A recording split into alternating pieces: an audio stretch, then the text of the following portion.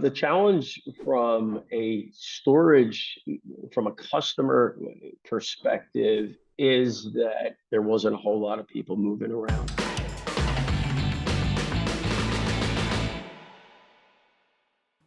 Sergio, welcome to the show today. Thanks, brother. How are you guys? Yeah, it's great to see you, man. Have a really sizable business and equity firm. You've really gotten into self-storage, and I'd like to just get you a little bit of a story of how you got into that, because you probably weren't born into self-storage, and love to get more of your background. Yeah, man. So I've got I've got a unique background in the sense, and I'm sure like you guys kind of have reinvented myself a number of times over my career. I started working for the Federal Reserve when I was 18 years old. Ended up in IT, ran the gamut in technology jobs, everything from tech support, information security, project management, enterprise architecture, you name it. And I had a long career at the Fed, 17 years working for the Federal Reserve Bank of Philly, 22 years working for the Federal Reserve Bank of Richmond, which is our national IT group.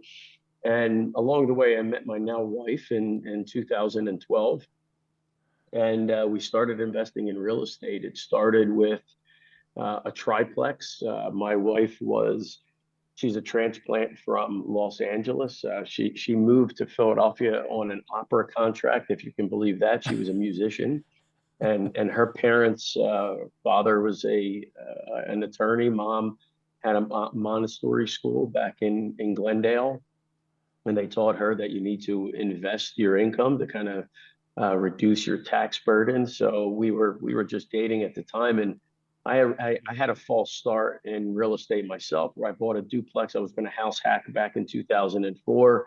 I learned my first lesson in real estate and not buying a property that wasn't zoned properly. So that was a good hard lesson in how to do things properly. And so it started with a single triplex. Corinne was going to live in one unit, rent out the other units. I've always been pretty handy, so we started renovating the unit that she was going to live in. She moved in with me at the time. Her lease had expired where she was renting. Fast forward to following year, we were like, man, we like this real estate thing. With my tech background, I was implementing all the property management software. And we started building and scaling from there. It wasn't long after we bought our second building, first one together, where we had friends and family like really, inquiring on, what are you guys doing? And starting to say, hey, how do I get into this? So we started to build a portfolio. We started syndicating real estate deals back then. No idea what we were doing at the time. I mean, pretty good bookworm. I'm very good at learning, if anything. My father-in-law introduced me to the concept of syndication. Started picking up the books. Bigger Pockets was huge for me at that time. Brian Burke, picking guys' ears like that. And we started building and scaling that, all while we had our day jobs. My wife was also an IT project manager. She had her night job or day job at the Fed and was doing the music thing. And then it kept growing from there. Fast forward to 2016, Corinne quit the day job. 2017, I quit. My daughter was born in early 17, and as you guys know, with kids, that's you can work two jobs, man, but once you introduce kids into the mix, man, it's really, really tough. So we had the day job, the night job, and then my daughter was coming around, man, and it was just not possible to do all the things. So I had to make a choice. Was I going to do the career thing, keep that going? I had incidentally become an officer at that time, so I had the biggest promotion of my career. But at that time, I did. I mean, like every entrepreneur, right? We were solo. We wore all the hats. I did all the underwriting. So when we were looking to continue to grow and scale, at that time it was small multifamily, scattered site stuff. We were looking to get in the garden apartments. I was doing all the underwriting. So 2017, 2018, I couldn't make anything pencil, right? In hindsight, I was using the most strict, investment criteria that you could get there. I mean, things have kind of gone way beyond whatever, what I was doing. So being that I had worked for the Fed for so long, I knew market cycles. I knew, the economy is cyclical. So I knew that there was a correction, if not market downturn, recession.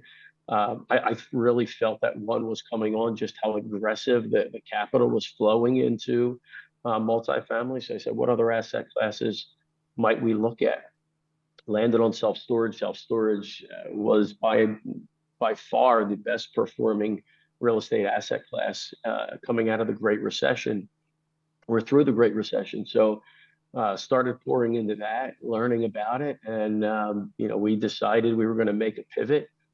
We brought that to our investors and we said, this is the direction we want to go in. Fortunately, at that time, most of our investors knew us very well, knew our investment philosophy. We had a very compelling argument for doing it. Everything that we bought had a lot of equity that was built in from our management. And and so we took down the properties one at a time. We sold them off. We recapitalized our investors, and then we pivoted into self-storage. Initially, we maintained the property management company and some assets, mostly our personal stuff. But since over the last couple of years, we've sold all of our multifamily assets, sold the property management company, and now are 100% in self-storage. We've got 14 assets, 50 million and plus, and scaling that now. Hey, are you looking for an active community of real estate investors who are in the same path as you are to financial freedom with real estate? Then our Facebook group is the place for you. It's one of the largest groups of people interested in apartment investing to generate passive income. In this group, you can learn, share, and connect with others who share the same goals as you, build relationships, and enjoy the journey together, network with others to find deals and capital, and really continue moving you closer to financial freedom and your financial goals. So click that link to join the group. I can't wait to see you there. What did you like about, or what do you like about self-storage? So a lot of it came down to where I thought the opportunities were and what the levers are in terms of driving value in self-storage, right? Self-storage is first and foremost is very process and data driven. The data in self-storage is much clearer than it is in other asset classes. For example, you could have two 100 unit apartment buildings side by side, but there's different amenities here. There's, different fixtures here. In self-storage, a 10 by 10 self-storage unit looks exactly the same in Atlanta, Georgia, Los Angeles, California, or anywhere in between. The only thing that is different are the rates, the operating strategy, the ability to market, and really that, and the ability to scale the back end, the operating efficiencies is pretty unparalleled. So to sum it up, what I love about storage is that number one, it's real estate, right? You've got ground, you've got improvements. Number two, that it is a business with dynamic pricing, meaning we change prices on our inventory twice a week. Prices go down on Mondays, they go up on Thursdays, right? To plan for that market or the cycle of the consumer, and the technology and data behind it allow for incredible efficiencies. Our expense ratios are 35%. So one of the things that we like about apartments is that we can hire a professional property management company. And is that similar in self-storage, or is it something that you're gonna have to self-manage if you want to get into it? Yeah, so we started self-managing. Literally, my wife and I, we bought an RV and lived part-time at our first storage site. That's commitment right there, Sergio. Right. So it's very unconventional. So and then we managed ourselves in terms of hiring the staff. Now, one of the other efficiency areas is that you don't need a full-time person at each site. So when when we initially grew the portfolio, it was 5 assets in Pennsylvania in close proximity. We had one at its peak, 1.5 managers that were able to provide the day-to-day management, site cleanouts, move-ins, move-outs. But by and large, it's an online business, so you can rent a unit online. The third-party managers, they are out there. There are probably, with the exception of the REITs, all of the REITs do third-party management. But the REITs, you have to have a certain size facility, right? It's not like residential where it's 10% of management costs. You've got to have them. They have a minimum of $2,500 a month. Garrett. Yeah. So I was just going to ask you, so what do you think, like in multifamily, it's kind of easy to find deals or build relationships in general. Like there's a lot more transparency out there. When it comes to self-storage, how do you guys find deals? Because I don't know if maybe there is now, but like a platform where you can go on there and just look stuff up. Are you doing this kind of off market? Did you have to bring a program into play? What does that look like? So we have an acquisitions team now that does this full time, and it's not unlike multifamily. It's very relationship driven, right? You got to have relationships with brokers, sellers in markets, and owners. What's unique about self-storage is it is a very collaborative and community-oriented industry, right? You go to a self-storage conference, it seems like everybody knows each other. It's super friendly. I don't know anything about gas stations, but you know how you have a gas station right across the street from the other gas station, and it's almost like they work together. Self-storage is very much like that. There are a lot of mom and pop operators. 70% of storage facilities are still owned by mom and pop operators, with the rest being owned by the REITs. But it is very much relationship driven. We do have off market campaigns. And as like you guys know, once you have a presence in the industry, the phone calls start to come in. Hey, I've got this deal. It's a little bit too big for, my ability to take down. Are you interested? So, and the ability to transact, the national brokers in self-storage, there's only a handful that do the majority of national volume. So we're in good graces there. We don't do the volume of, say, Extra Space and a lot of those guys, but there's pretty good deal origination, deal sourcing, and then our guys, they have a little bit about their own secret sauce, some of the benchmarks and some of the data that they use to identify markets and opportunities and things like that. So Sergio, what's your outlook for your business and self-storage for next year, 2024? So we kind of mirror, in some regards, we're kind of like distant cousins of the residential market and multifamily. We love markets where there are, say, 30-40% plus renters. So we love markets like that. We are very much connected to residential and people buying and selling homes. So 2023 was certainly more muted than most other years in the sense that residential, there wasn't a whole lot of people moving. We do feel that it's going to pick up in 2024. We're starting to see some hints that rates are starting to normalize, come down. We still have a very positive outlook. It's utilization of self-storage is growing year over year. So back at 8-10 years ago, utilization was 9% of households. It's at 11%. So utilization continues to increase. With utilization increase, the cost of housing going up, self-storage is very promising. We did have a post-COVID outsized growth year. 2021 was a banner year for self-storage. 2023, we saw rates, the pace of rate increases to come back towards normal levels, but still positive.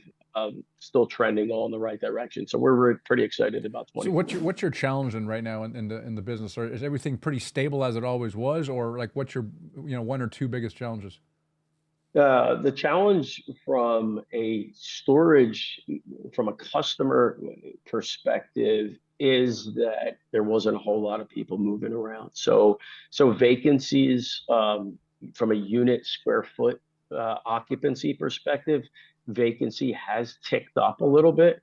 Our portfolio, most of our stabilized assets where there's no expansions or everything, they're still 92%. So they're mostly full.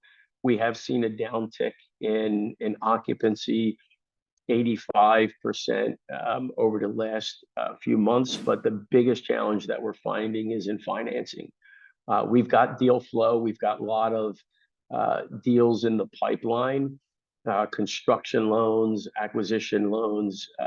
Lending is the capital there is pretty tight. However, on the equity side, there's a lot of new money, new equity, private equity, institutional capital, family office capital moving to self-storage. So we've got a great amount of interest in our platform, in retail and institutional family office dollars. It's the cost of capital on the debt side and loan proceeds that are kind of changing the underwriting a little bit. So we saw similar changes in our industry when everything happened, essentially, right? Like our leverage dropped, interest rates way up. Curious, what is like a typical capital stack look like right now for you guys? So we're at 60, 65, mostly 65% leverage, and the rest is all coming in as common equity. So we're doing 90-10 splits with our institutional partners, even in many cases on the retail side. So we have not needed to do a lot of the pref equity. Our company personally, we don't have any, haven't run into any debt risk. I've always been a big proponent of only utilizing adjustable rates and interest only periods where the business plan requires it, not as a normal thing. So we've got fixed low threes, pretty much nothing matures for the next 2 years. On the construction side, that's where we are, looking more non-recourse, still looking at, those are still low double digits, high points, that type of thing. On the equity side, we're still getting the right amount of investor interest. As you know, I mean, investor capital is kind of a little uneasy, but it's kind of loosening up a little bit. Do you run into like seller financing at all, or is it not really a thing in that? We do, for the product class that we're after, that is not as common, right? So typically, if we're and when we first started, we were buying, I would say, what we could afford, not what the target asset was, right? And that goes back to even our multifamily days. You get whatever capital you put together, your capital stack, and what you can buy for that is kind of what you target. Now we're targeting class, if it's a value add, class B, C, where we can increase it to class, B, A.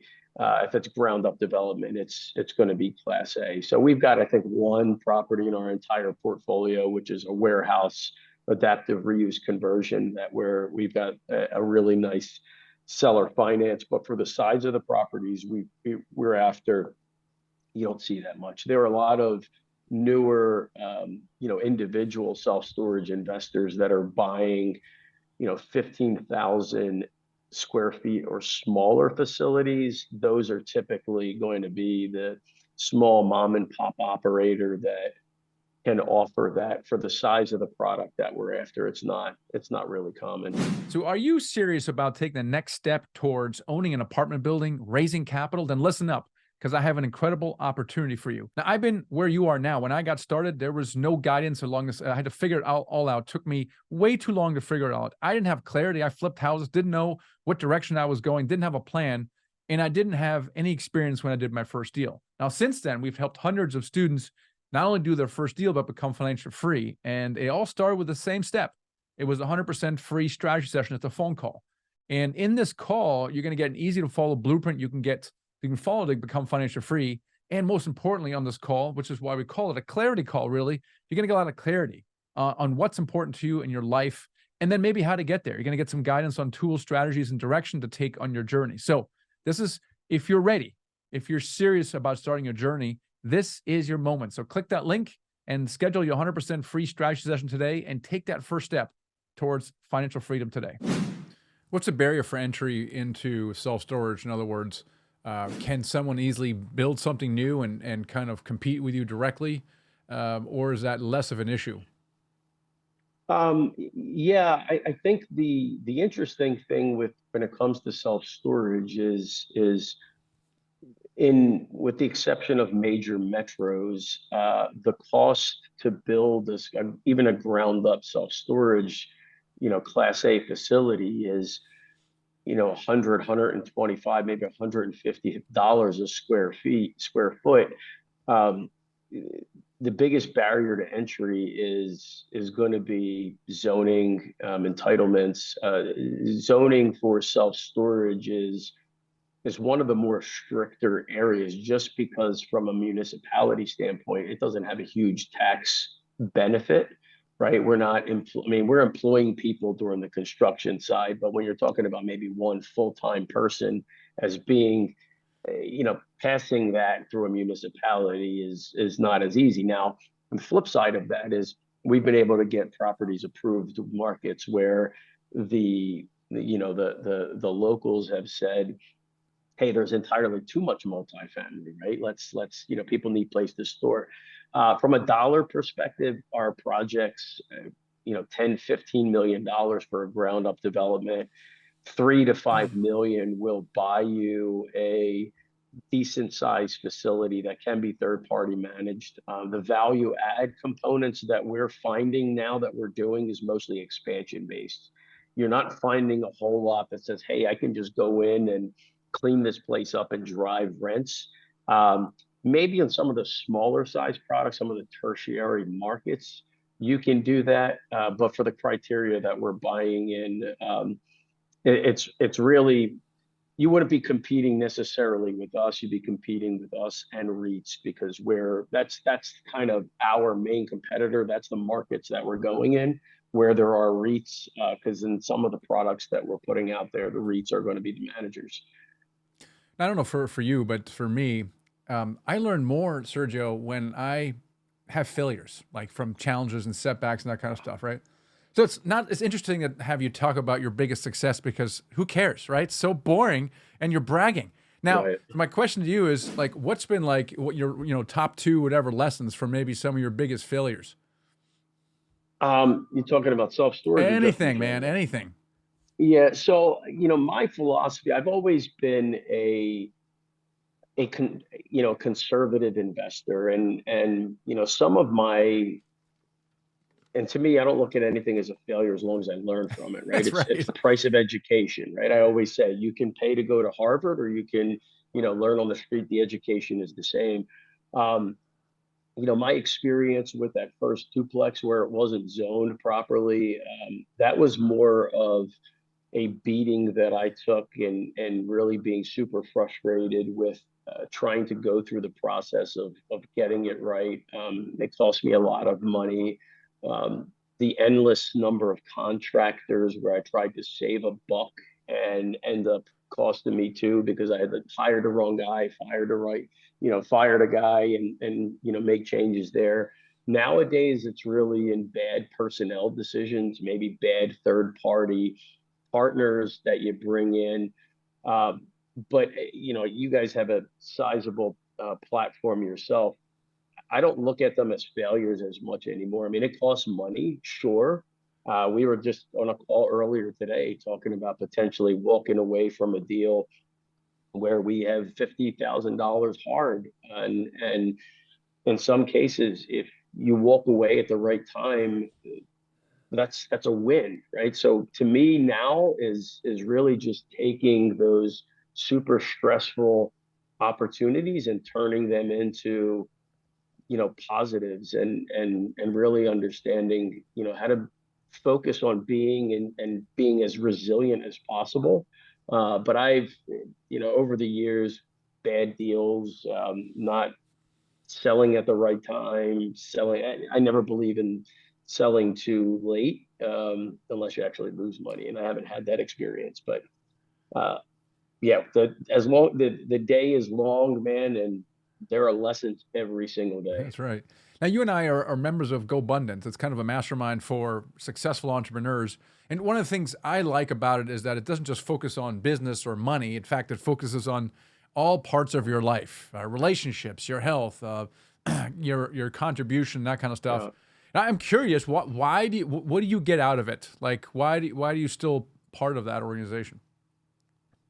so for me, it's about surrounding myself with people that are operating at either just as high, if not higher levels. I prefer to be the low man in a room because that's where growth happens. Being part of GoBundance, it's a hugely accountable group, right? So not like you said, not just from a business perspective. I actually find that for me, and this is not sounding egotistical, I find making money to be easy, right? Being a leader and growing a company is very hard. And for me, the accountability and what I need to do to become a better leader, and the amount of work that I've been putting into that over these last couple of years, has certainly helped my business, helped me personally, health wise, and being a good husband, a better father. So, I mean, we are who we surround ourselves with. So to be part of anybody that is going to drive you to be better is huge, man. And that's GoBundance has been life changing for me. Yeah, I mean, everybody knows, the successful, uber successful executive, but divorced twice, the kids don't talk to him Yeah. anymore. And man, I don't want that. Like that price is too No. high to pay. Now the question is, over the years, how has your definition of success changed, perhaps, Sergio?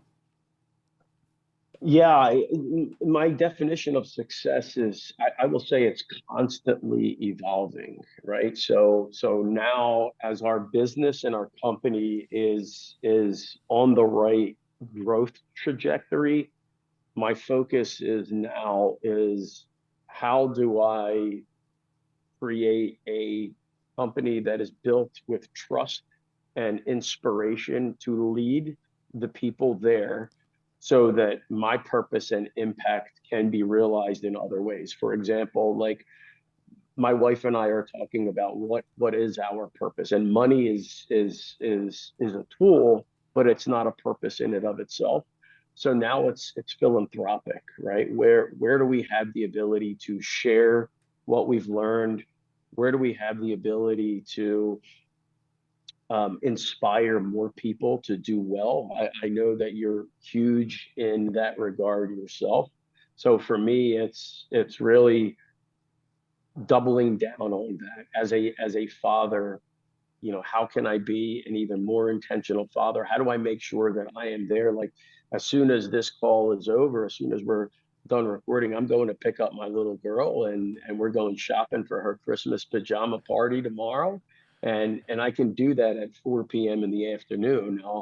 I'm also up at 4 a.m., right? So I've structured my day, my life, to where I am present where I need to be. And it's all about driving to purpose. I mean, our purpose with my wife is really about how do we give back. We're big believers in education and really going back into building an intentional, purposeful driven life. And now we're about to build a part of us buying this farm as part of that. We want to be more in living with nature, not on nature, and then whether it's through my daughter's school, where we want to build her next school.